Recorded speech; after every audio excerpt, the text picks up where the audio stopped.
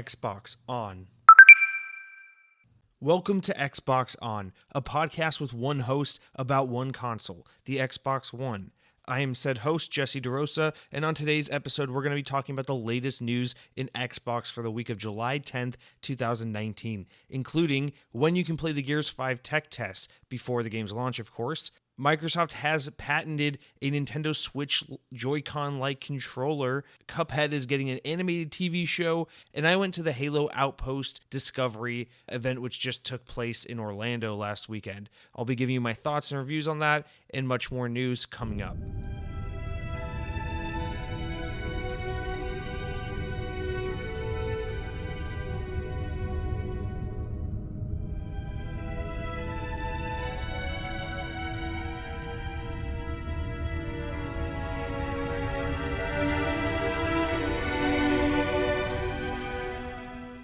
Some brief housekeeping before we get into this week's show. Last week, the show saw a little bit of a listenership drop-off, which I suppose could be attributed to the fact that I pushed the show a little less on social media and things like that. I begged a few less people to come and check out the show. So I'm going to try to address that this week by maybe being a little more obnoxious and asking to please rate the show on iTunes if you haven't already. I know that's not a really fun thing to do, but that's really the number one best way to get a podcast out in kind of in search results. So it would help a lot if you could just leave a nice review for the show. That is, if you're enjoying the show so far, to help me out a little bit. And who knows, if you do that for me, I might even do something for you in return. Maybe, probably not. And like I said at the top of the show, after the news, we're going to be going into a full review and kind of discussion about Halo Outpost Discovery, which just happened for the first time this past weekend in Orlando. I was fortunate enough to go to the opening weekend event of that. I'm really excited to share my thoughts and opinions on this very unique convention, pop-up themed experience type event that was kind of a Halo fan's wet dream. So definitely stay tuned for that. But without further ado, let's just jump right into the news. We're finally back to a normal news week, so we've got a pretty decent lineup of stories to cover. So let's just go right in. All right, kicking things off. IGN recently used some NPD data to track the best-selling third-party games since the NPD's inception back in '95. I've listed the top 10 lists for both cross-platform games and Xbox games. So essentially what this is a list of the best-selling games cross-platform, whether that be like a combination of Xbox, PlayStation, Nintendo, PC, or just some of those things, as well as a separate list listing the best-selling Xbox games just Xbox. Keep in mind, all of these games are third-party games, so no first-party games like your Halos, your Gears of Wars, and such. And then this is only tracking data for like the past 20-plus years or so. So, I mean, that wouldn't really make a difference because newer games sell way better than games did 30 years ago, so I wouldn't expect to see anything like that on this list anyway. But without further ado, let's start with the top 10 third-party games across all Nintendo, PlayStation, Xbox platforms. So yeah, from descending order, the list goes Grand Theft Auto 5, which should be no surprise, Call of Duty Black Ops 1, Call of Duty Black Ops 2, Call of Duty Modern Warfare 3, Guitar Hero 3 Legends of Rock, Call of Duty Modern Warfare 2, Rock Band 1, Call of Duty Black Ops 3, Call of Duty Ghosts, and Call of Duty World War 2. If you're seeing a reoccurring theme here, it is that people fucking love Call of Duty. All right, so the second list, which is best-selling third-party games across all Xbox platforms, might look a little familiar, if not even a little more redundant than the last one. So again, from descending order, we go GTA 5, Black Ops 1, Black Ops 2, Modern Warfare 3, Modern Warfare 2, Ghosts, Black Ops 3, Advanced Warfare, Modern Warfare, and World War 2. So pretty much you got the number one spot taken by GTA 5, and then 2 through 10 is all Call of Duty. So what's really interesting about this list is it shows how, again, this list is kind of like the kind of modern politics conversation of, you know, the shit you see online is not indicative of what the public actually thinks. And what I mean by that is, you know, if you fancy yourself a gamer and an informed member of the video game community, you might think like the biggest games of all time are all these like exclusive games, these God of Wars, these Spider-Man PS4s, these Zelda Breath of the Wilds, these games that made, the biggest impact, the games that you hear the most about through Reddit and YouTube and just the gaming community at large. However, when you really look at what's selling the best, I mean, it's Call of Duty, it's Grand Theft Auto, it's Guitar Hero. I can't believe Guitar Hero is still even on that list. But I mean, the point is, it's the games that sell the best. The reason why we get Call of Duty on an annual basis is because that game sells like crack. It's because the majority of people playing games aren't the diehard PC gamers or the Xbox fanboys or the PlayStation fanboys. It's like your casual everyday people, for example, like PlayStation 4 is either just hit or is nearing 100 million units sold. And there's no way in hell 100 million of those units that like the mass majority of them are hardcore gamers. What are the majority of those people doing? I mean, the majority of that 100 million consoles are your kind of casual gamers who buy a console once a generation, and they pick up, their Madden, their Call of Duty, their Grand Theft Auto, whatever, and they have an attachment rate of like 3 to 5 games, and they just play their comfort games, that's like the comfort food of gaming, which is your Call of Duty, your Grand Theft Auto 5. I mean, this list doesn't really tell us too much we didn't already know, but I just think it is important to look at data like this and as a reminder that, we as gamers don't really understand the kind of decision making that happens at the higher up levels at these game publishers and these game studios. These are businesses that are making games based on what will sell. They're businesses that are for profit, and they will look at their data and say, wow, Call of Duty sells like crack every year. Let's have a new Call of Duty out every single year to please our investors, to pull income, to break sales records. And that's what they do, because you know what? Despite how much we love to hate on Call of Duty, or as much as people generally tend to sour on Call of Duty, it sells the best, and that's why we get so much of it. Grand Theft Auto 5, I don't think that should come as too much as a surprise. The game's pretty much been on the NPD charts every month since it came out in the fall of 2013, so it doesn't shock me at all that that's like the number one best-selling third-party game in the past 20 years. But yeah, this is incredible data. One thing I do find interesting, however, is you don't see Minecraft on here. I guess this is only tracking hard physical copies, because if you really take into account Minecraft sales, I would have to assume Minecraft is absolutely on the top 10 for both Xbox and multi-platform. So, but still, I just, not breaking news or anything, but just a kind reminder that we as gamers are constantly at odds with these big publishers, these Activisions, these EAs, because we say they don't represent the gamer. And of course, there's some truth to that. But, what we also have to understand is these are businesses, and they're here to make money. And this data shows that, they might not be the most compassionate developers and publishers rather, when it comes to catering to the hardcore gaming audience, but they're smart as hell when it comes to running a business, because clearly they know what speaks, and it's money. It's Call of Duty. So, yeah, interesting story.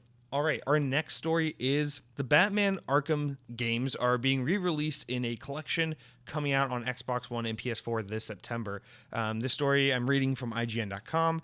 It says, a listing for Batman Arkham Collection was posted on Amazon UK, announcing the re-release ahead of the official reveal from Warner Bros. Or developer Rocksteady. However, Rocksteady's marketing game manager, Gaz Davis, confirmed that Arkham Collection on Twitter. His tweet reads, quick info for the players who have been asking. Batman Arkham Collection is coming to Europe in September and includes the E2DK skin, the first time it's available outside of North America. Early next year, E2DK will be released as a free download for everyone who owns Batman Arkham Asylum or Batman Arkham Knight on PS4 worldwide. So again, this is another one of those international Amazon outlets leaking a game.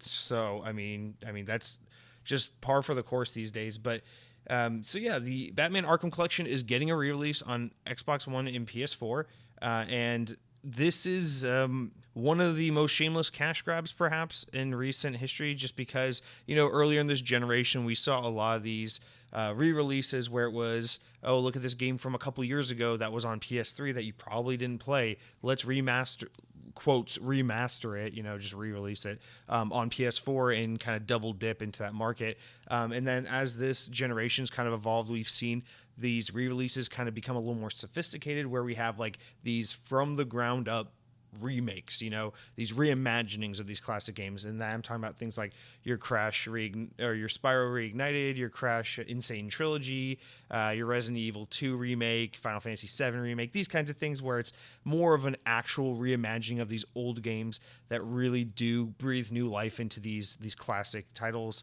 However, I think this Batman Arkham collection looks a little weak by comparison, because these games are not very old. They are already in HD, and the third game in this entry, Batman Arkham Knight, was a PS4, Xbox One game, so you're not like getting anything in the way of like a newer, better, prettier experience. You're just getting all these games bundled together, so I can't really see this being like relevant information unless for whatever reason you are someone who hasn't played these games, who is extremely interested in playing these games, and for whatever reason hasn't gotten to them yet.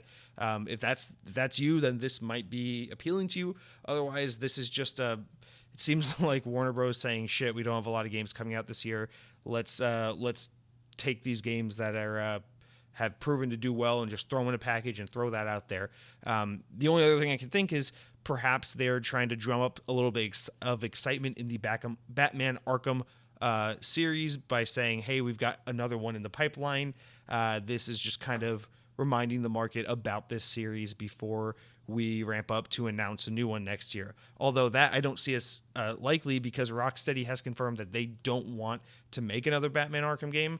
But that being said, Warner Bros. Could throw another studio to it like they did with Batman Arkham Origins. No more information on that at the time, but if for whatever reason you want to play the Batman Arkham collection, that's available to you. Otherwise, those games have been available via Xbox backwards compatibility for over a year now, so you could also just play it that way, and I'm sure it's much cheaper than $60 for the collection, but I digress. That's that. Next story. All right. Gears 5 versus multiplayer tech test is coming July 17th. Now, this story is coming from Xbox Wire, which is a site I try to get a lot of news from just because it is direct news from Xbox. These are basically just press releases. But yeah, it looks like you'll be able to play Gears 5 multiplayer, that is, ahead of the September 10th release. The article reads, "We said that we'd talk more about the Versus multiplayer technical test in July, and today we are happy to provide more details on how you can be among the first to play Gears 5 and help create the future of Versus multiplayer. Multiplayer fans of all types can enjoy the weekend's test session, as you'll get to play Escalation, our updated competitive game type, along with Arcade, a new and approachable multiplayer game type, and a long-time fan favorite, King of the Hill. For players new to Gears, or for those who want to practice their skills and learn the new mechanics, we've added a new training mode, Boot Camp. The tech test also features a short tour of duty, which is a series of challenges for players to earn content. Completing all of these challenges unlocks an exclusive tech test banner. Players can also unlock 3 versus weapon skins by completing some additional challenges." All right, so this tech test is included with an Xbox Game Pass membership. So essentially, if you have a membership, if you're a Game Pass member, then you'll be able to play this. Additionally, if you don't have Game Pass, you can also get in on this tech test if you have a Gears Gears 5 pre-order. The tech test will be available for download beginning July 17th, with online play being active from July 19th through July 27th. Then it will be active again for a second session starting on July 26th and running through July 29th. So basically, beginning July 17th, you just go onto the Xbox store on your Xbox or Windows 10 PC, and you just search Gears 5, and you should be able to find the technical test, and then you just download that and play it during its scheduled sessions. So Gears 5 tech test on the way. I mean, this is good. This is just pretty par for the course. Microsoft, basically, whenever they have a new multiplayer game coming out, they seem to do these.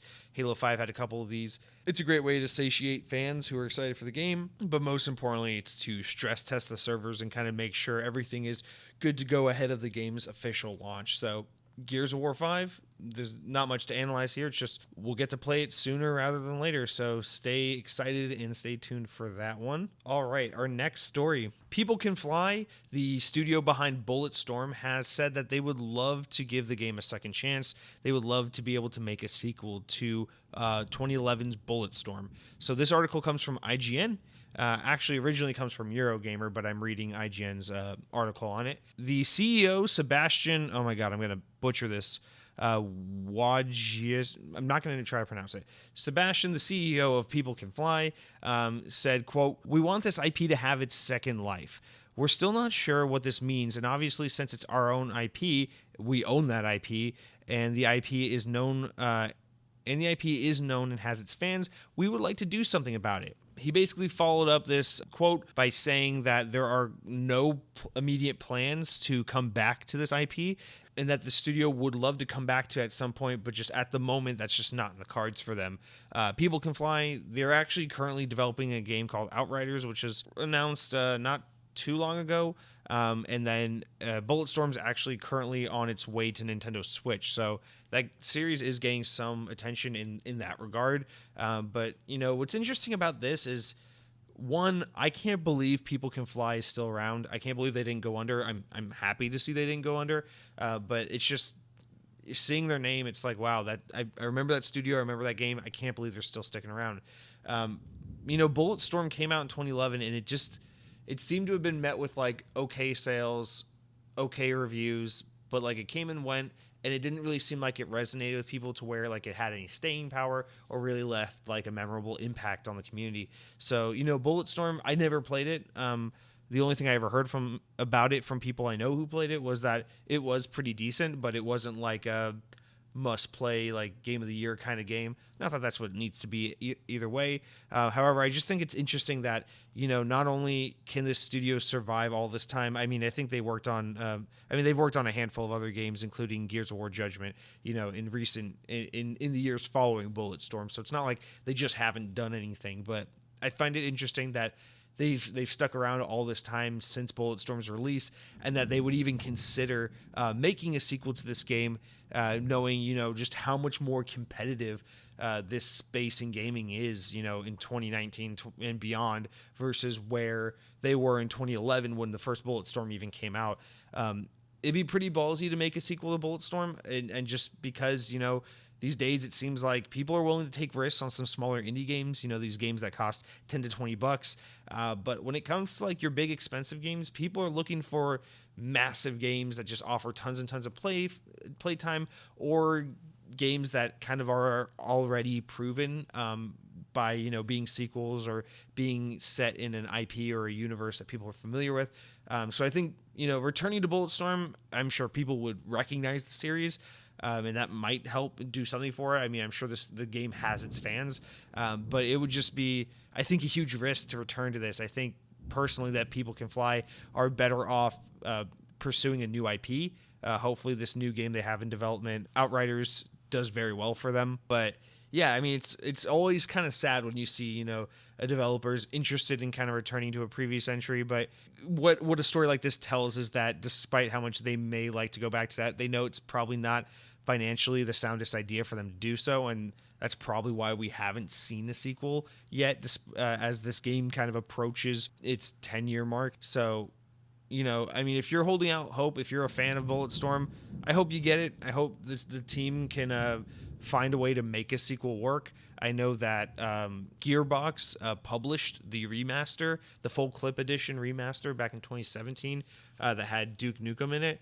So who knows? Maybe they built a relationship back then, and Gearbox would be potentially interested in publishing a sequel to Bulletstorm, which would give them an excuse to make a sequel to that game, to return to it with less of a financial risk. So keep our eyes on that one for now. Otherwise, you know, Bulletstorm, it's just, I don't know, it's just kind of a random one. It's kind of a throwback. I don't know who's clamoring for a sequel, but I hope for the fans of that game that I assume are out there, and for the studio that they are in some way able to return to that franchise one day. All right, this next one is just kind of a passerby story. Xbox is getting a new update this week. And adding a couple new features worth mentioning, mostly for Game Pass and new skills for Amazon Alexa, which, if you didn't know, has been available for Xbox One for a little while now. I'm just going to read to you the bullets, the kind of big update notes for this. So Xbox Game Pass, the first thing getting updates, will be getting a Play Later feature, which enables you to make a list of games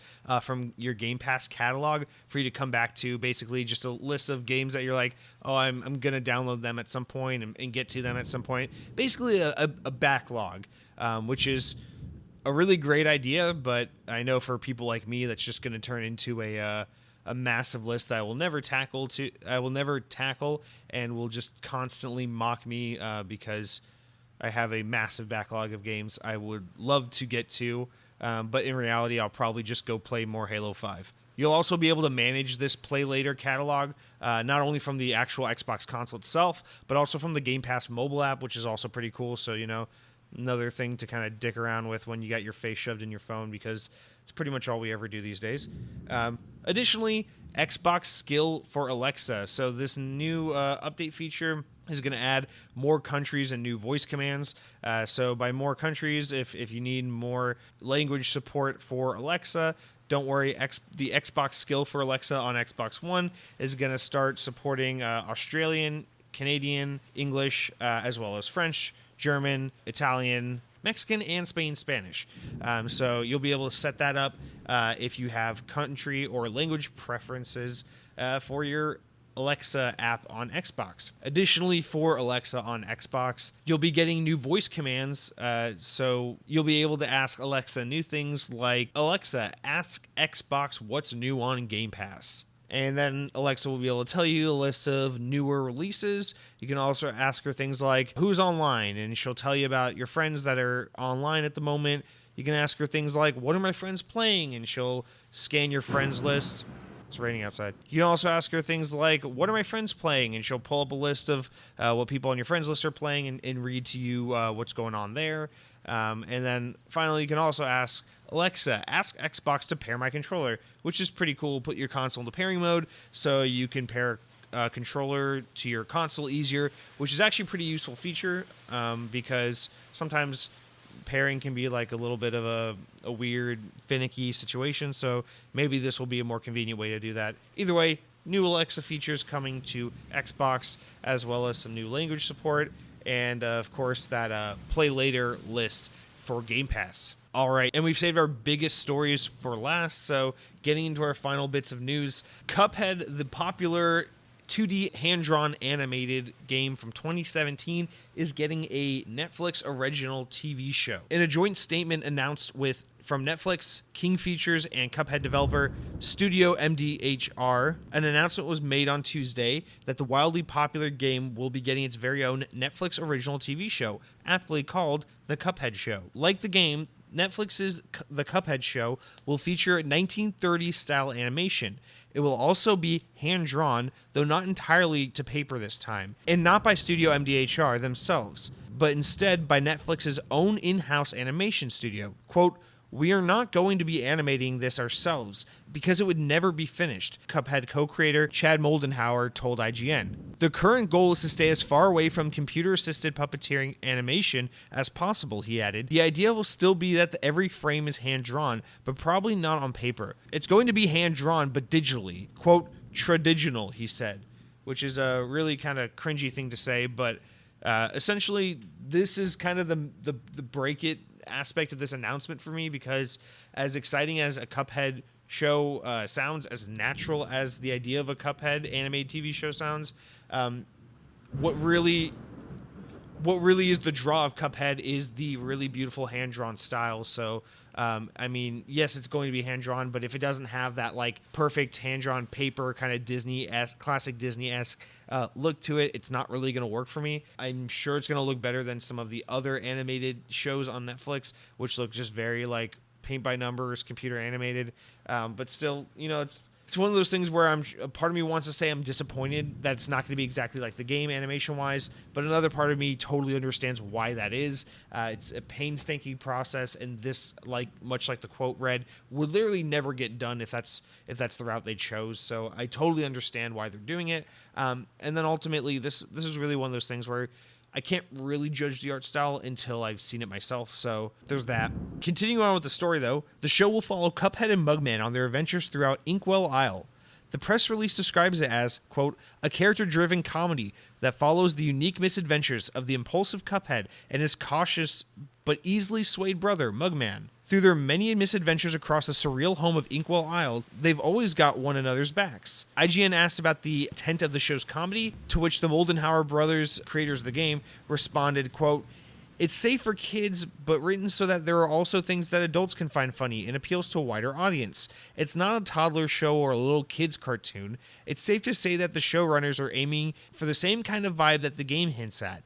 They'll be taking this idea and expanding it. The show seems to be in the very early stages of development, so don't expect a release date anytime soon. I would say this is, now that we know that it's a thing, they're going to go dark on this, and we're just not going to hear about it for a long time, because even though they aren't doing like the paper hand-drawn animation style, they are still doing some form of hand-drawn animation, and judging by the sound of this news, it sounds like they're very early in the early conception phases of this project, so I really don't think we're going to see too much on this for a long time. That being said, I am intrigued by the idea of a Cuphead show. I hope it's good, because, I mean, for as much as the game doesn't really speak to me because it's just not my style of game, I, much like everyone else, am enamored by the art style of and the animation of that game, and would love to be able to consume that world and that kind of franchise in a medium that I could maybe enjoy better, like, you know, a television show. So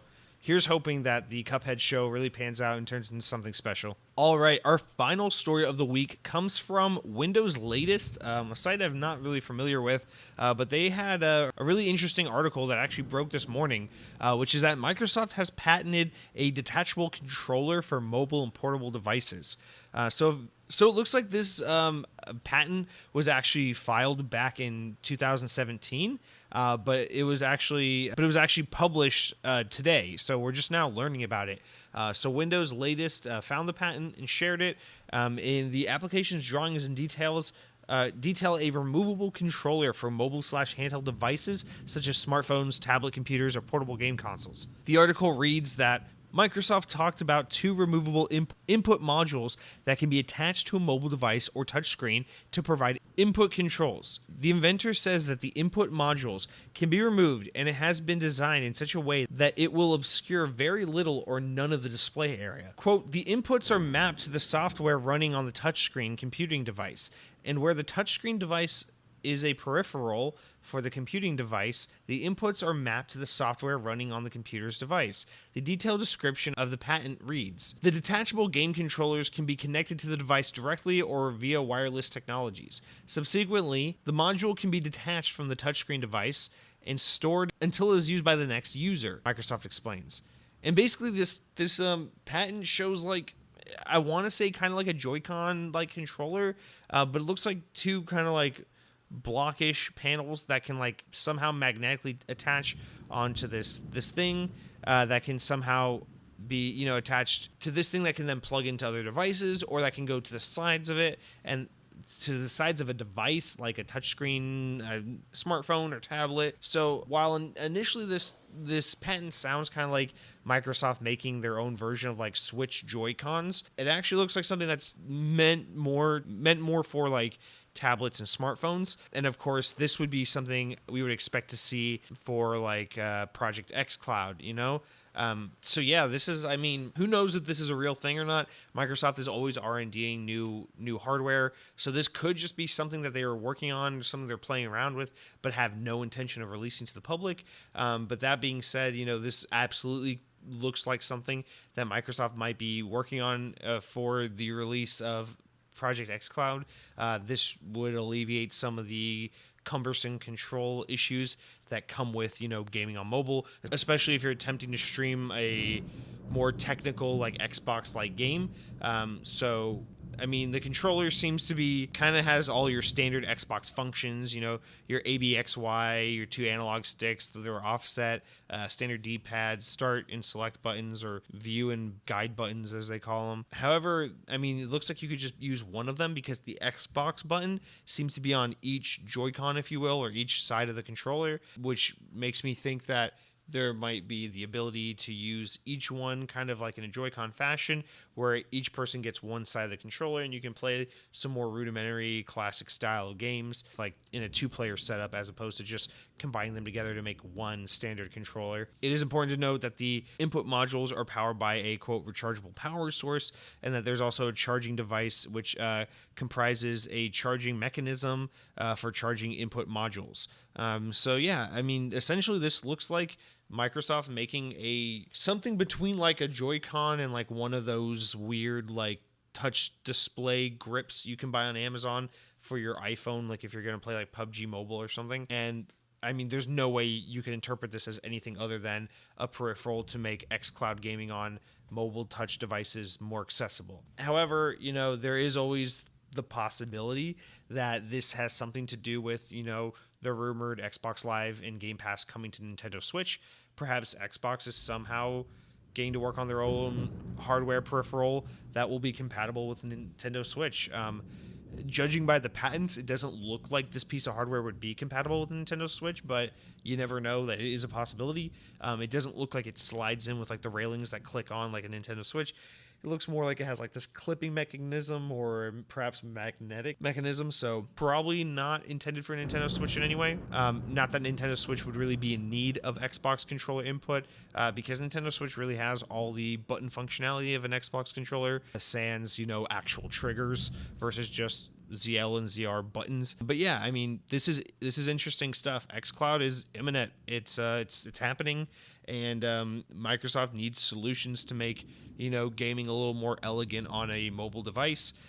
This doesn't really look like the perfect solution, because I feel like we've had kind of mobile device controllers like this for a while, although this one does look a little more modular and therefore portable. So who knows, maybe this will turn out to be the best kind of portable controller we've ever seen for iPhone or mobile devices or tablets. But at the time, it's just definitely something to keep our eyes on as we gear up and move closer to a Project xCloud world where we are playing Xbox games on way more than just our PCs and Xboxes. And that is going to do it for this week's news. Now, on to our next segment. We're going to talk about the latest games coming to Xbox for the week of July 10th to July 12th, which is basically the time frame of the week in which new games will be released on Xbox hardware. So last week, I changed things up a little bit. I instead of reading the kind of drop descriptions of each game, which can be a little dry, I did my own thing where I decided to elegantly describe each and every game to you, the reader or the listener, based on the singular provided screenshot, which I believe gave the most accurate description of what these games truly are.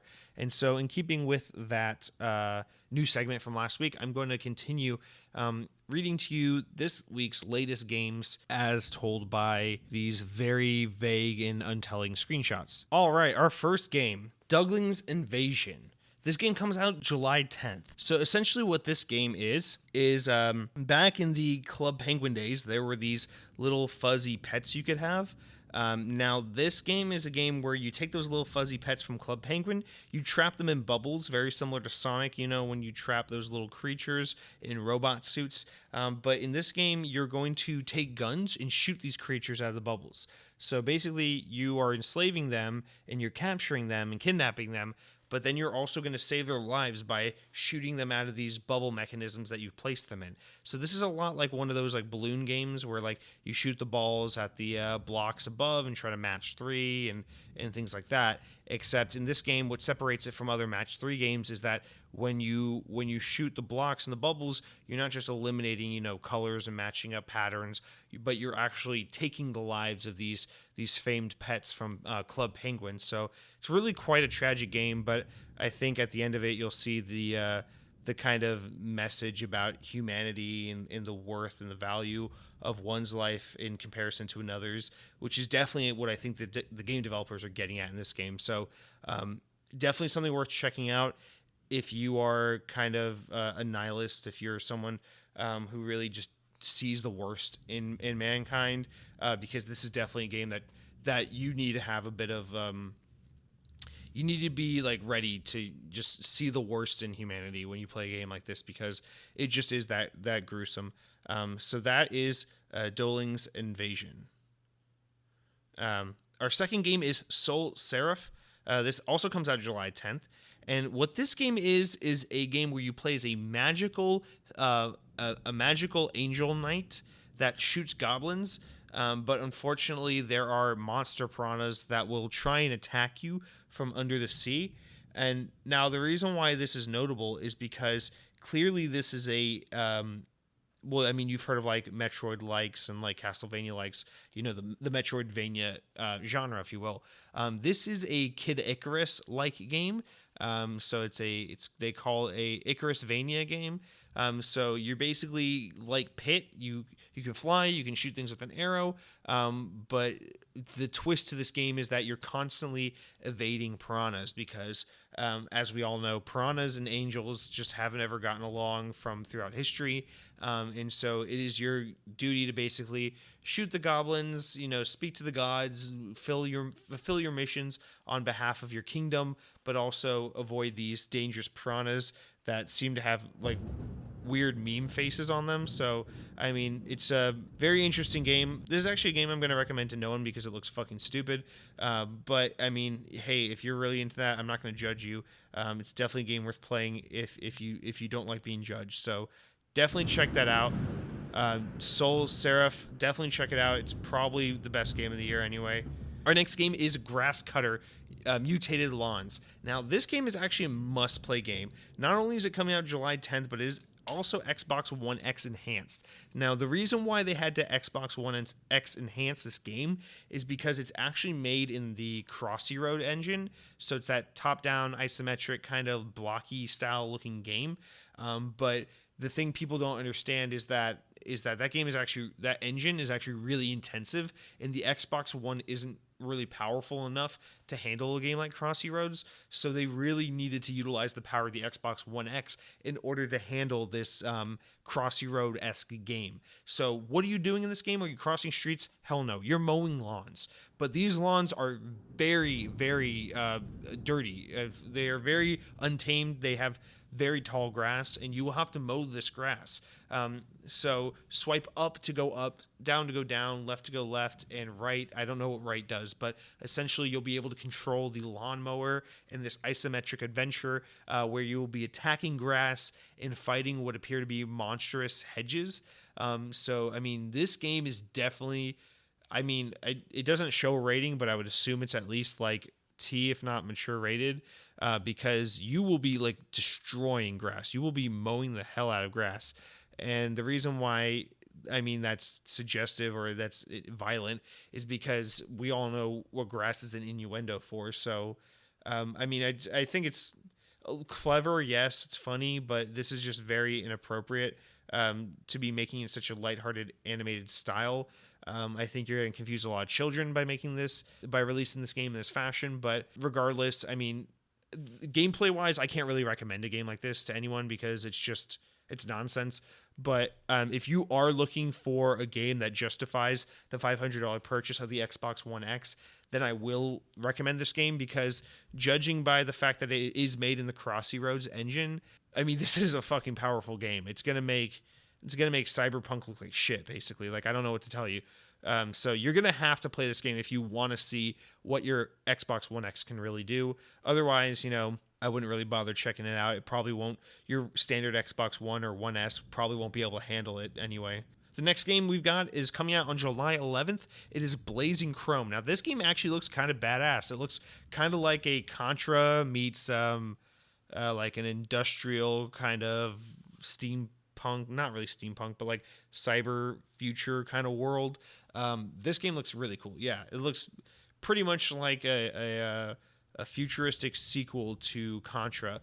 And if you don't know what Contra is this classic game by Nintendo where you jump on like mushrooms and green pipes, and you use them to like warp to these worlds where you run really, really fast and collect these rings, and then you collect these things called Chaos Emeralds, which give you the which are going to basically just empower you to just, you know, travel to new worlds and gain new powers and make really special friendships. So yeah, Blazing Chrome, if you love games where you shoot things, if you love games where the graphics look bad, if you love games where you can play with 2 players but you don't have a second player to play with, I'm going to have to recommend this game to you.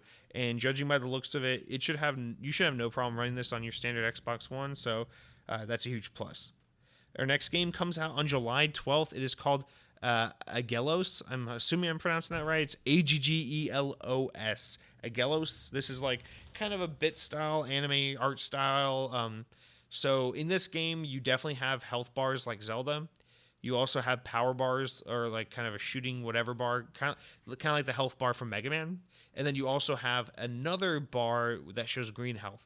So what I'm gathering from the screenshot is that in this game, you will have 3 types of health. And since the 3 health bars kind of look like a Final Fantasy health bar, a Mega Man health bar, and a Zelda health bar, what I'm going to assume by that is that it's the game's way of saying, you know, when you're dungeon crawling, when you're in mazes and doing dungeons, your health will be affected by the Zelda health bar. When you're fighting enemies, it will be your Mega Man health bar that gets affected. And when you're eating cup ramen and driving around in your really fancy sports car with all your male friends, you'll use your Final Fantasy health bar.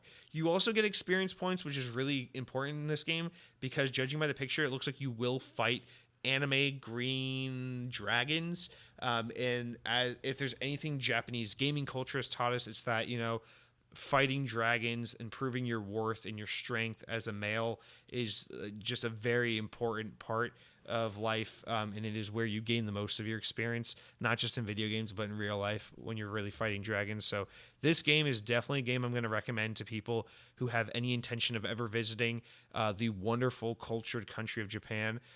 If you enjoy ramen, if you eat ramen and you think, wow, I'd really like to go to Japan someday because I like video games and I like ramen, then this is a game I'm going to have to recommend to you. In fact, I'm pretty sure you will be shunned in Japan if you get there and people know that you haven't played this game, because this game is kind of a cultural rite of passage, and you're really going to be offending everyone around you if you just haven't played this game. So definitely check this out, unless you want to be laughed all the way back to the United States, in which case you'd just be an ignorant American like everyone else, and you would make me look bad as a by way of having listened to this show. So all right, so we got 2 games left.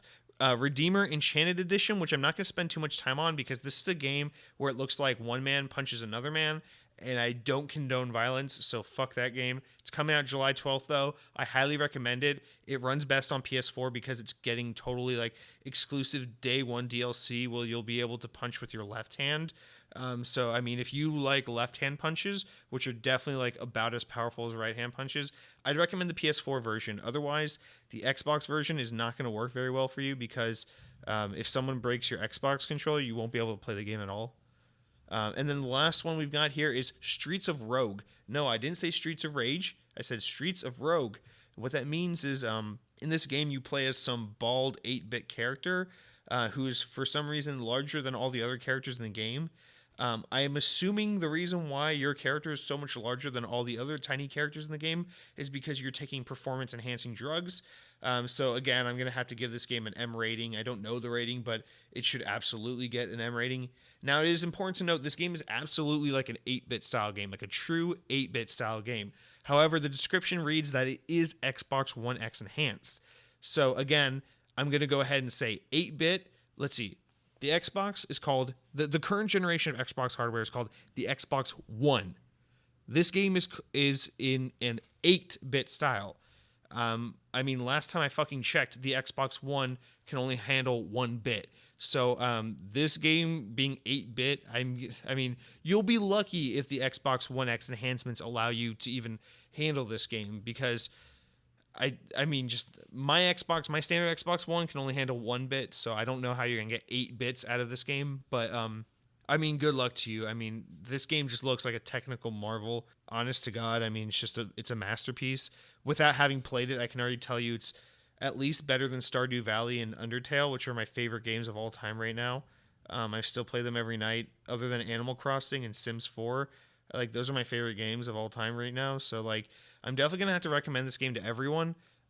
If you're young, I think this is probably the first video game you should ever play. I think, just judging by the art style alone, it encapsulates everything that's really, like, critical to explaining what makes video games so unique as an art form. Not only that, but I think this game is definitely going to deal with a lot of themes about depression and kind of self-actualization. Also, the game is definitely about existentialism because it's called Streets of Rogue. And that's just pretty obvious. If you need me to explain it, then you're a fucking idiot. So I'm not going to insult you by explaining that because you should know by this point. But yeah, definitely check that game out. Definitely check that game out. And that's going to do it for our list of new games coming to Xbox One this week. All right. So we're running a little long this week, so we're going to blast through the last bit of news, or the last bit of information we have. Basically, just to recap as far as new game releases and such go. Coming soon to Xbox Game Pass, as I mentioned last week, we got Undertale coming to PC, Lego City Undercover coming to console, Time Spinner coming to PC, and then Dead Rising 4, Shadow of War, Blazing Chrome, and Portia, all coming to both console and PC. So a bunch of new games coming to Game Pass. Definitely something to look out for. Shadow of War, that's a pretty good one if you like playing not too old, like big budget games and such. Other than that, as a reminder, for the on July 31st, a handful of games will be leaving Xbox Game Pass. So just as a reminder, those games are Dandara, Dead Rising 2, but keep in mind Dead Rising 4 is coming to Game Pass. Hitman Season 1, Metal Slug XX, Defense Grid: The Awakening, Hexic 2, and Iron Brigade. All of those games will be leaving Xbox Game Pass July 31st. So if you want to play them, make sure you get some time in while the month is still going on. And then as a quick reminder, we said this last week, the games with gold for the month of July are the 2 free games Inside and Big Crown Showdown. Xbox 360 owners can get Castlevania Symphony of the Night and Meet the Robinsons, based on the 2007 Disney animated movie that was actually not that bad, despite being from a rougher time in the studio's history.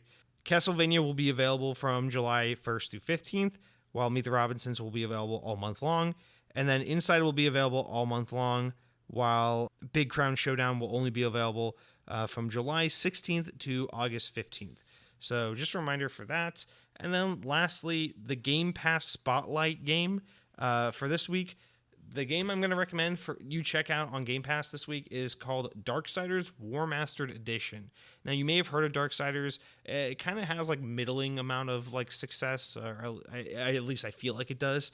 But yeah, the game came out, I don't know, 2010, 2011-ish, maybe 2009 perhaps. But it was originally made by Vigil Games, and then, all the THQ shit went down, and now the franchise has kind of recently come back with some re-releases of the first 2 games, as well as a proper third entry, Darksiders 3, which came out last fall. But yeah, in 2016, Kaiko took on a remastered edition for THQ Nordic and released Darksiders War Master Edition. A lot of people say that these games are kind of like Zelda games. I don't personally see that. I've only played about 5 hours of the game, but I really don't think it's too much like Zelda. It's kind of like, there's like minimal like dungeon exploring and puzzle solving, but not really like to Zelda scale. The combat's pretty straightforward, but it's nice. It's mindless. It's hacky slashy. The graphics aren't too great, but the world is kind of interesting. The characters are goofy. It doesn't take itself too seriously. It's a little like Brutal Legends in terms of like, I don't know why, that's kind of like the vibe I get while playing it. But yeah, it's a fun game. I mean, if you're just looking for like a fun action, like fighting kind of long ass game to explore with like a decent amount of combat and some decent mechanics, not too in depth but not too basic, I think this is a pretty fun game, especially while we're in these like dry spell summer months. I recommend checking it out. It's definitely not my favorite game, but I think a lot of people slept on these games, including myself, and it's definitely something worth checking out. All right, now that is everything. Normally I would end the show here, but like I said at the top, I want to talk about my review impressions and some discussion about Halo Outpost Discovery, which happened this past weekend. So this year is the first year they've ever done this. 343 basically put on like, it's kind of like Halo's equivalent to like a Halo dedicated convention, But rather than being a specific, like, or standard rather kind of convention where it's like people dress up, they cosplay, they show up for the weekend, there's some panels, people shop for merchandise, and they dick off with friends. It was a little bit of a different take on like the convention where it's more like a pop-up, like immersive, almost like theme park inspired experience where, you know, you walk into this massive showroom floor, and instead of there just being like panel stages and different halls with different kinds of activities, it's more like 6 major attractions, or more like 5 major attractions plus a smaller one. So basically what I mean by this is like these are ranging anywhere from like a VR experience to a laser tag experience to a kind of museum like exhibit walkthrough experience to some escape room experiences, and just like a target range practice shooting area. Honestly, like just off description, the attractions or the experiences for this event didn't sound all that exciting to me. You know, when the event was initially announced, I just knew, oh my God, there's like a Halo-like event. I have to go to this because I'm a massive Halo fan, and this is the closest thing we've ever had to like a dedicated Halo convention. So there's no way I'm going to miss it. I had every intention of going to this event, and it just so happened for me that I luckily moved to Orlando around like right before this event took place. So I was fortunate enough to go to this event because, you know, just like down the road from where I now live. So yeah, I mean, I showed up Friday, super excited to check this thing out, not really knowing what to expect. I bought the 3-day pass so I could experience, you know, everything the event has to offer, or as much as I could, in the allotted 3 days. And one thing I will say is the event, hours-wise, was a little shorter than a lot of other kind of conventions, if you will. I mean, like, I think on Friday the event went from like 1 p.m. to 9 p.m., which is just really weird. But like, I'm like, okay, it's the first day of the event, so surely Saturday will be longer. I think Saturday the event went from like 10 a.m. to 7 p.m. or something like that. Like, it ended way too early. Like, I'm used to like going to, I've been to a handful of conventions in my time, you know. I've been to Dragon Con and MomoCon both in Atlanta. I've been to D23 out in Anaheim, California. I've been, you know, I follow enough with that scene to get an idea of like what conventions are generally like. And I mean, this convention, like, it just ends so early in the day, and it was very weird because you would think like it would have maybe like a weird ravey dance party type thing that I would normally not attend, because I feel like conventions just always have those late at night. It would have like late night panels or like late night Halo tournaments, but no, it really had none of that. Like towards the end of the night, the thing just kind of like fizzled out and just hard end. It was really weird because as much fun as I had the event and as inviting and nice as the staff was, right before like a night of the event would end, like in the last 15-20 minutes, they would just hard shut down the entire event, like kicking people out of lines, telling people to stop playing games, and like just turn everything off, turn up the lights in the convention center, and just like push everyone out. And, like, honestly, like the very last day of the event, I was a little like, I felt a little robbed of the experience because they had Halo Fireteam Raven, the recently released Halo arcade game, and I was playing it. You know, the event ended for good on Sunday night around 5 p.m., and it was like 4:45. I'm like, cool, you know, I've done everything I want to do at this event. It's the last 15 minutes of the event. I'm just going to play Halo Fireteam Raven for the last 15 minutes and kind of end on that good note playing, you know, this Halo arcade game that I normally don't have access to. And so, like, I'm playing it. It's like 4:45, 15 minutes before the event ends. And then like the random guy I'm just playing the game with, because it's a up to 4-player game. So the random stranger I'm just playing the game with, we complete the level we're on and we just look at each other like, oh, this game's awesome. And then, you know, one of the attendants, one of the people working, one of the event staff comes up to us and they're like, oh, the level's over? All right, guys, we hope you had fun. And she just shuts the whole thing down. She's just like, be sure to check us out. We're coming to Philadelphia in 2 weeks, so you can come and experience everything again. And like, thank you for showing up. The event's officially over. And we're just like, she's like being real polite, but like kicking us out. And we're just like, I'm just looking at her like, dude, I'm in Orlando. Like, I'm not, I have no plans on like going to Philadelphia to go to the second event, because for those that don't know, this is kind of like a traveling convention or event where it's going to go to Orlando, then I think Philadelphia, I think Dallas. It ends in Anaheim, California, but it's going to a couple cities, a couple major cities. I'm just like, like, what the hell? You're like kicking us out in the last 15 minutes and then inviting us to come see you at a different city. I'm like, what are you doing? It was just a very awkward kind of rushed, abrupt ending. So that was just kind of a weird nitpick. But other than that, I really want to like go event by event and kind of praise or talk about what I liked and didn't like about the event. So essentially, you walk in. This event felt very much like a first year event where I think, you know, if this event is very successful and continues to grow in future years, we'll see the number of experiences and the number of panels and offerings expand. But yeah, this year it definitely felt like I don't want to say there wasn't enough to do, because I definitely was able to use every second I had at the event wisely. It felt like I wasn't wasting time, or I had done everything and I wanted to just leave early. Like I felt like I wanted to be there every minute I could. But it just definitely felt smaller compared to some other conventions I've been at. The amount of hours that the event was open felt like substantially like shorter compared to other events I've been to. It just kind of felt, you know, like a first year's effort. Like, give us a couple years and we'll make this grander and more impressive. But I came in with that expectation, so I wasn't really surprised when I walked away feeling like the event was a little like small scale. But that being said, you walk into the event and immediately you're greeted with kind of like this massive themed room. It's not like Disneyland level of theming by any means, but it is cool. Like, they definitely put a lot of work into this event.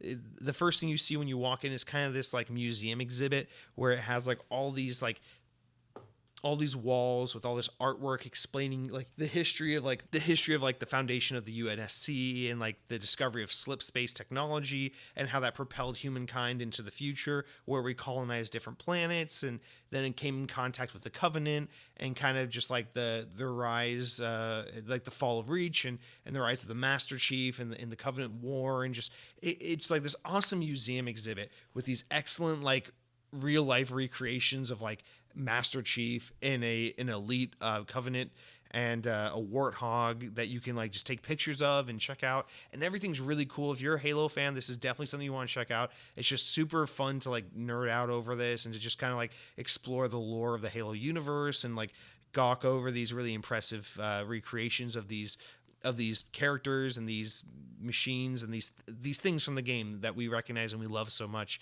It's just really, really neat. And then they also have this companion app, like app for iPhone and Android that they made, where it has like this AR scanner, and you can like scan things throughout the whole event, and like there's like AR, like augmented reality, like little like Easter eggs you can find. So there's like a lot of incentive to use this app, and it's really cool to just kind of scan everything throughout the event and just kind of explore and take your time, just kind of appreciating the art, appreciating the statues, appreciating the history, and then also trying to play this game of like, oh, let me find all these AR tags so I can scan them and see like what kind of videos or AR models I can see. And it's just, it was really fun, definitely very well thought out, and I really, as like a big Halo fan, I definitely appreciate it. Although, you know, if you're at this event because like your friend's really into Halo, or you're being dragged by your significant other who's really into Halo, I could see how these kind of aspects of the event are very very boring or not terribly exciting. Although, I mean, I don't think that's a fair criticism when the event is really geared towards Halo nuts. You know, it's a very specific niche event, all focused on Halo. So it is the place where you should go and be able to have experiences like this. So I thought that was really excellent when you first walk in. If you take a direct left, you have the shooting range, which is a little like event where, or sorry, it's like this little attraction. This is like the small attraction, whereas everything else is like a bigger draw. This is the one that you could arguably say isn't an attraction, but basically what it is you wait in line, and then you're given a choice to choose either a Magnum or an SMG, one of the guns from Halo, and you're handed basically like a Nerf facsimile, a Nerf gun, like the toy, facsimile of these weapons from the Halo universe. You walk over to like what's essentially like an arcade cabinet. It kind of looks like those basketball arcade games where like you take the actual basketball and like shoot hoops and try to get high scores and earn tickets. But at the end of the machine, instead of a basketball hoop, it's actually a screen. And it's like a shooting range where you're like shooting Covenant. And so you're basically like using like these Nerf guns themed to Halo guns, and you're shooting at the screen, trying to get like target practice. And, you know, it's not like groundbreaking or anything, but it was really cool because like the guns looked kind of like a Magnum or an SMG from the Halo universe. And it's just kind of like a fun little thing off to the side. There was never a very long wait for this, so it was nice to just be able to do this a couple times when I didn't feel like waiting for some of the other attractions, which had substantially larger lines. So this, it was really more of like an additional side offering, so I don't have much to say of it in terms of like whether it was good or bad. It just kind of was what it was, and it was there, and I appreciate having it as an additional offering. But then next to that, you have the merch store, and that's where they were selling all the official merchandise for Halo Outpost Discovery. I was able to snag a really cool t-shirt. They had a lot of really cool, authentic, exclusive merchandise for this event, ranging from hats, shirts, jackets. You get certain things like embroidered with logos or names, or like your gamer tag. Really cool merch for this event. But then they had some like more generic merch, like that energy sword or like a Master Chief helmet.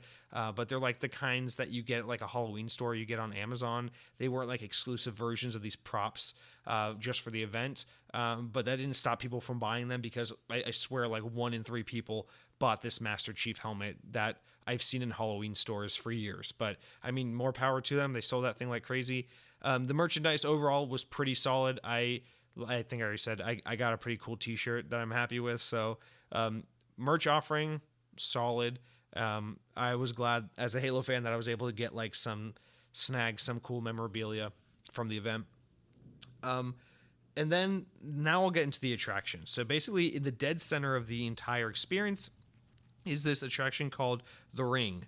It's kind of like this exhibit where you walk through like these 3 sections, and you wear these headphones kind of like you would in like a big museum. And as you like walk through these exhibits, the headphones like trigger these these sound bits where they tell you about like this aspect of history or this machine or the flood or like Guilty Spark 343. And there are these really cool models to accompany these these exhibits. And so it's just really cool. Like kind of, again, it's like a bigger scale version of the museum when you first walk into the event. You just learn a bunch about the lore. And there's a new vehicle that they explain to you that to my knowledge, hasn't been introduced in the Halo universe. So I assume this is something we'll see in Halo Infinite. So that was really cool.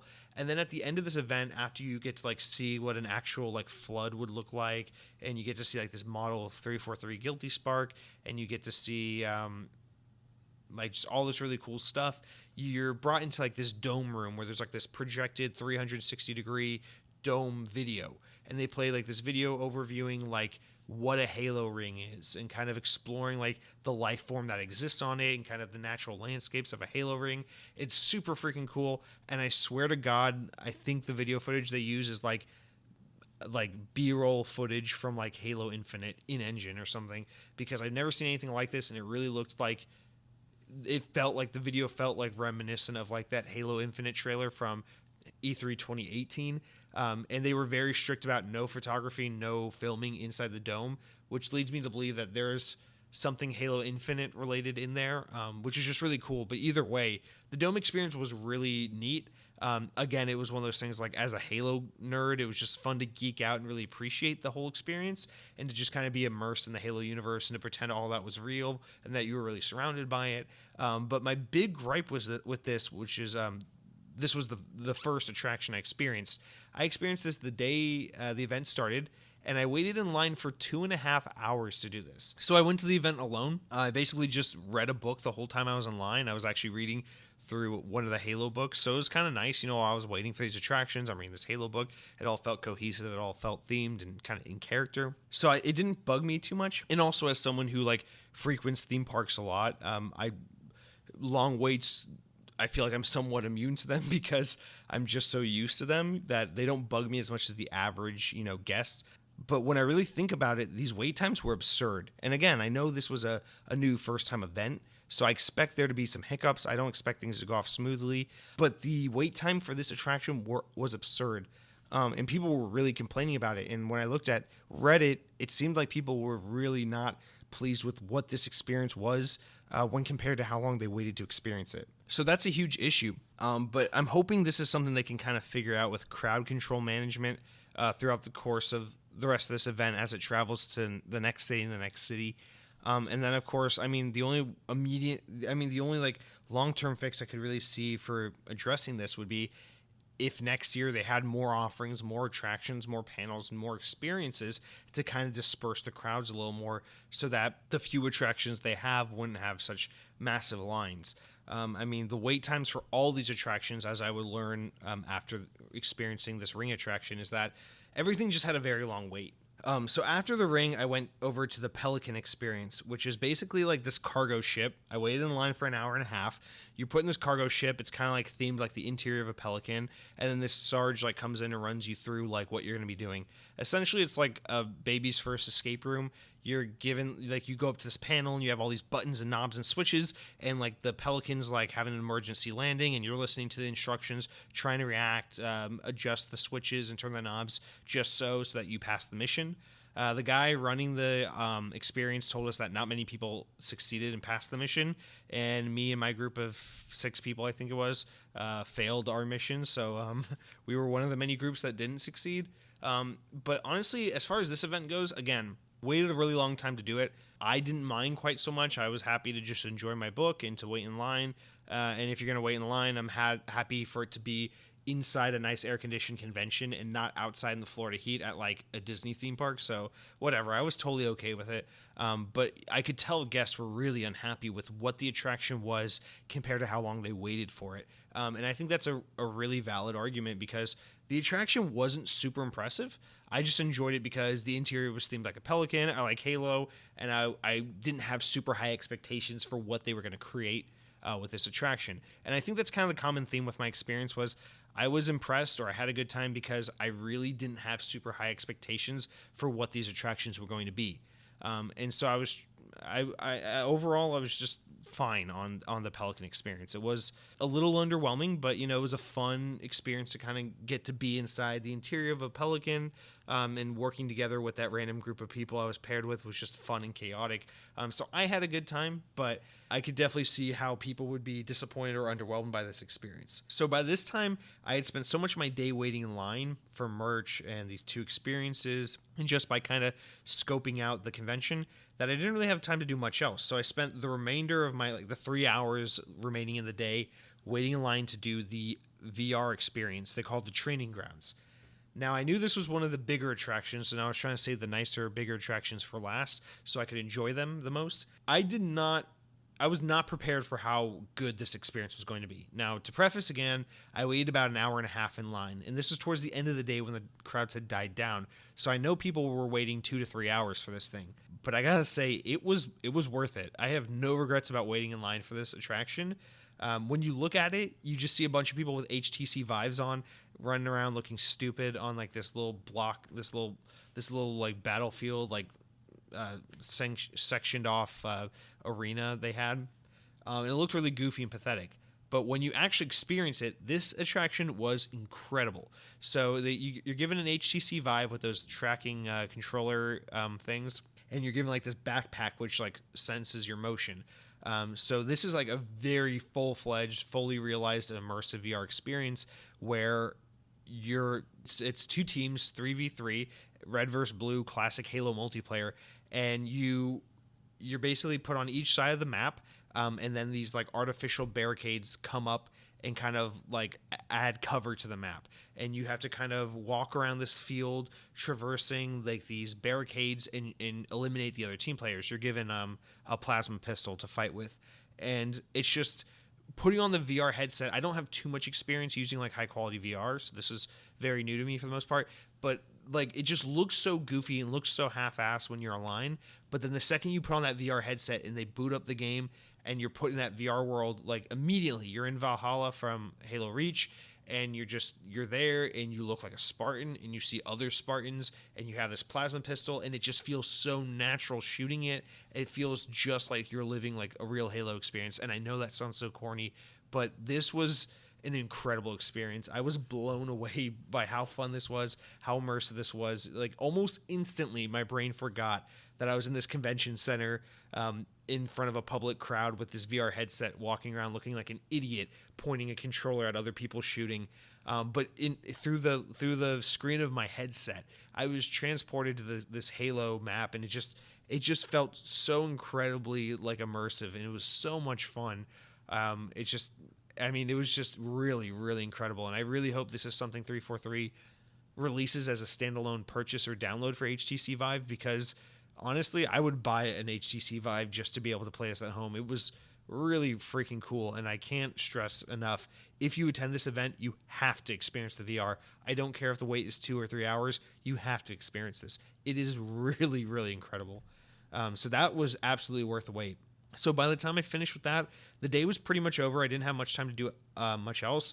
The only other thing I did that I forgot to mention was they did have a bunch of consoles set up in one corner of the event, where they had Xbox Ones and PCs where you could play any Halo from Master Chief Collection or Halo 5, and you could do these LAN parties, and it was really awesome. I didn't really partake in any of those, but they did have a bunch of PCs set up with an early build of Halo Reach running on the Master Chief Collection for PC. So I definitely went ahead and checked that out. I haven't played Halo Reach in a couple years, so I'm with like a foggy memory in mind. It felt like Halo Reach. It definitely looked a little prettier. It looked like the lighting was a little brighter. The game's running in 4K, so everything looked a little prettier. And as someone who doesn't play a lot of PC games, I felt like the controls were pretty good. But yeah, it was just fun to check that out. It reminded me how much I love Reach, and I'm really excited for it to come to Master Chief Collection so I can replay Reach on my Xbox One. So I definitely checked that out, and I think that's something worth checking out if you're going to the event, because it's just cool to be able to like experience that before it actually comes out. I know that's a feature or an update coming to Master Chief Collection that people are really excited about, so I thought that was pretty cool that they had that there. But yeah, that was basically my whole first day. Second day, I got there, I experienced the 2 more attractions. So on the second day, I got in and I did the laser tag, which they call combat deck. And now again, this is another experience that's going to be kind of like the VR experience, where it's like, okay, laser tag. I mean, everyone knows what laser tag is. Everyone's done laser tag before. This is like next level laser tag. And I know that sounds so goofy, but you got to believe me. Again, if you're going to this event, I don't care if it's a 2 or 3 hour wait, you've got to experience this. So basically the entire map is recreated to look like, it looks kind of like, man, I'm forgetting the name of it, that map from Halo 3. But either way, so it's like a big team battle style, like multiplayer experience. I think it's like 8v8 or something like that. They get a lot of people in there, but the map is extremely well themed. Everything, like you're transported like a Halo 3 multiplayer map. Your laser tag gun looks like a Halo AR. It has a reload button on the side. It has a little digital display on the side which shows your kills, your deaths, and your accuracy, so you can calculate your KDR. And then it has like a little power bar on the side to show your health shield, because as you fight in this laser tag arena, you are given a shield like in Halo that depletes before you take damage from your health and die. It's just super freaking cool. It's actual Slayer. You're basically playing legitimate Slayer from Halo, but in a laser tag arena. And it just, again, like they played like music in there from like Halo. They like the sound effects when you're getting shot, like you can hear your shield depleting and recharging.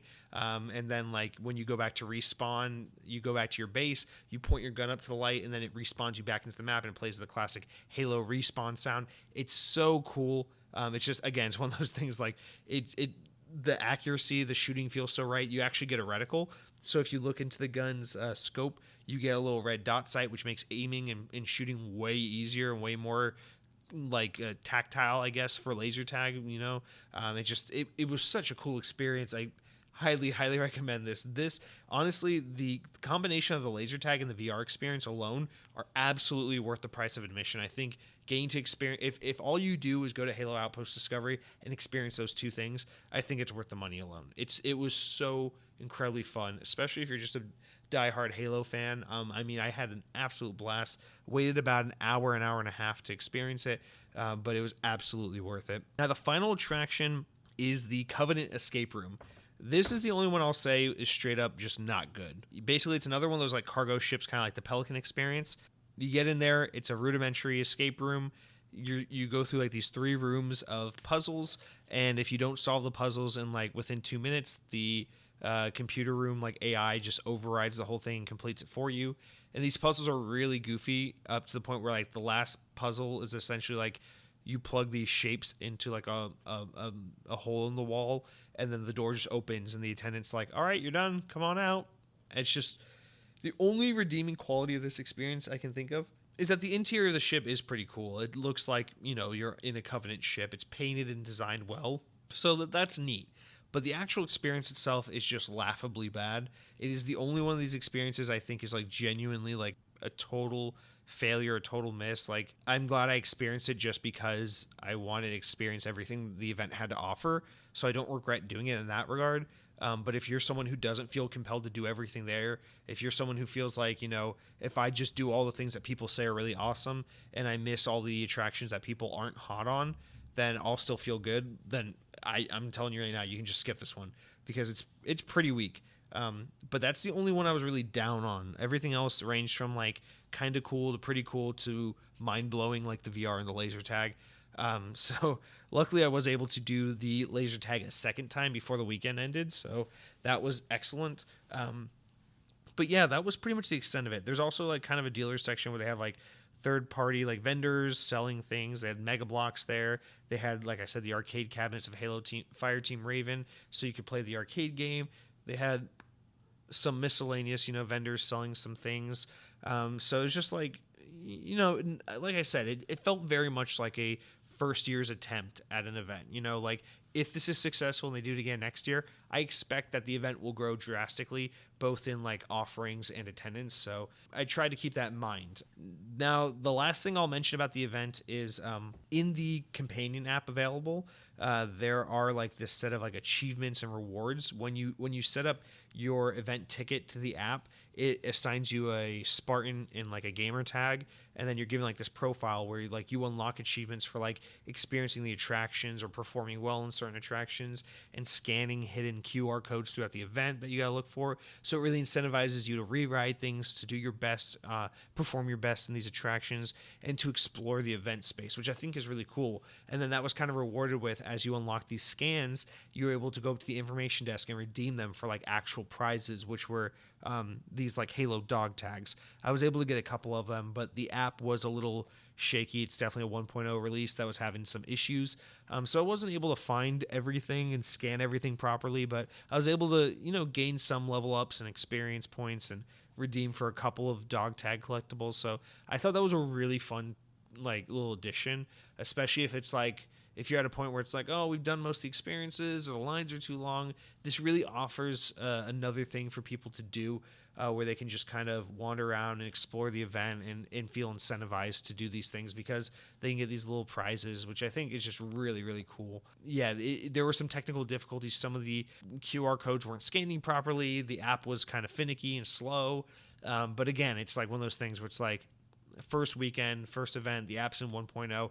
I expected there to be many problems. Everything worked relatively well considering all things. So I wasn't really disappointed. Now, I know I said that was the last of it, but I will say they also had a Mixer stage where they were just streaming to Mixer all day. They had a bunch of sponsored Twitch and Mixer streamers who were just like streaming on there the whole time. They did a couple live panels. They had some members from 343 there. And then finally, Steve Downs and Jen Taylor, the voice of Master Chief and Cortana, were at the event. Now, I had no intention of meeting them because I just don't like to meet famous people. I feel like I have nothing to say to them, and I don't value an autograph, so I didn't feel any personal need to meet them.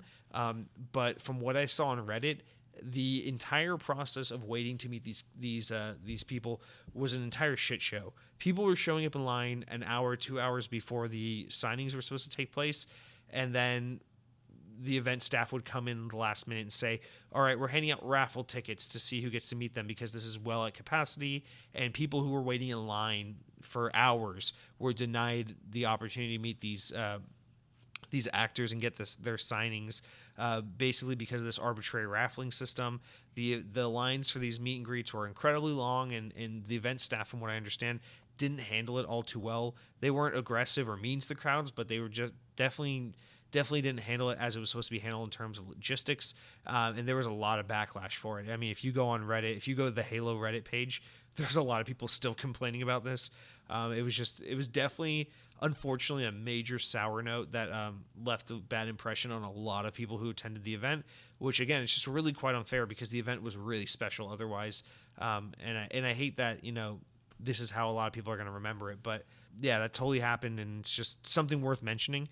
If you are going to this event with the hopes of meeting Steve Downes or Jen Taylor and getting an autograph, getting to shake their hands, just know that it seems like all 3 days of the event, this signing opportunity did not pan out very well for a lot of people, and I don't know if they'll be able to rectify and kind of reassess how they're going to handle this meet and greet for future events. So just be aware of that if that's something you're planning on doing.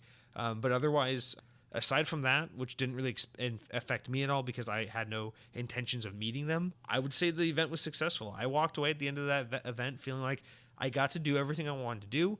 I was overall really impressed with the event. As someone who generally doesn't like conventions, I've got to say this was the most fun I've ever had at a convention-like experience, and I think that was due in part to the more attraction experience related aspects of it rather than just being your typical people in cosplay, some panels and things like that. So overall, Halo Outpost Discovery, a really solid first year in my opinion. I really hope they do it again next year because I would love to experience that VR and that laser tag attraction again. And I would love to see, what 343 and everyone involved with the event could do for a second go round at this, how they could improve the things that were weak this year, how they could expand and make the event bigger. And I just love to see this event grow as a Halo fan, as someone who just wants to see 343 succeed, someone who wants to see Halo attain a bigger status again like it once had. I just want to see this do well, and just as a Halo fan generally, I just want to be able to have a place, an event where I can go to once a year and just nerd out and enjoy my appreciation for this franchise in full swing like I was able to do this past weekend. So that was my thoughts and everything on Halo Outpost Discovery. I hope you enjoyed listening to that, and I hope if you get the chance that you're able to make it out there because, again, like I said, there really are some experiences and some aspects of the event that are totally worth the price of admission. With that being said, this episode has gone on painfully long, and I know probably no one's listening at this point, so I'm going to edit this down substantially, get a lot of those ums and ahs out of here. Sorry if you heard any lightning or thunder in the background. We had a nasty storm pass by as I was recording this podcast. But as always, thank you so much for listening to Xbox On. Remember to rate us on iTunes. Remember, you can subscribe to us. We're on YouTube. We're on Stitcher. We're on, like I just said, iTunes. We're on SoundCloud. All of your favorite podcast services. We're there. Spotify, whatever. Check us out. Or I guess it's me. Just check me out. Check out my show. And until next week, thank you so much for listening.